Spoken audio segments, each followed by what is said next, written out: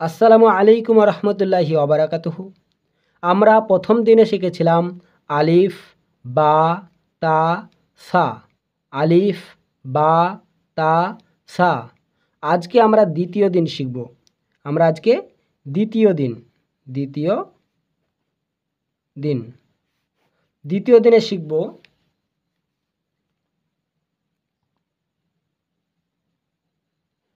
Gym, হ,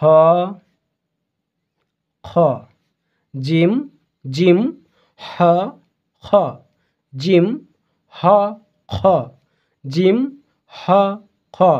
এই gym আমরা জাম বলি, জাম। এই জাম যে জিম, সে জিম জাম যেরকম হয় সেরকম চেপে হবে জিম, জিম। জিম হবে না, জিম, জিম। হ, হ। আমাদের যে গলা আছে সেই গলার মধ্য থেকে হবে হ, হ। গলার ভিতর থেকে এটা বের হবে হ, খ, খ, খ। জিম, হ, খ। জিম, হ, খ। আলহামদুলিল্লাহ, আলহামদুলিল্লাহ। জিম, হ, খ। জিম, হ, খ। আমরা প্রথম দিন শিখেছিলাম আলিফ, বা, তা, সা। আজকে আমরা শিখব জিম, হ, খ। জিম, হ, খ। আমরা পরবর্তী দিনে শিখব দাল, জাল, র, জ। আজকের পাঠ এখানেই শেষ করছি। মনে রাখবেন, শেখার কোনো বয়স নেই। আপনি যত চেষ্টাশীল হবেন, আপনি তত সহজভাবে পারবেন। আপনার জন্য ততই সহজ হয়ে যাবে।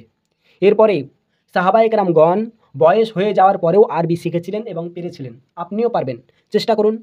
অন্তত আপনি 90 দিনের মধ্যে ইনশাআল্লাহ আপনি শিখতে পারবেন কোরআন। আপনিই পারবেন, চেষ্টা করেন।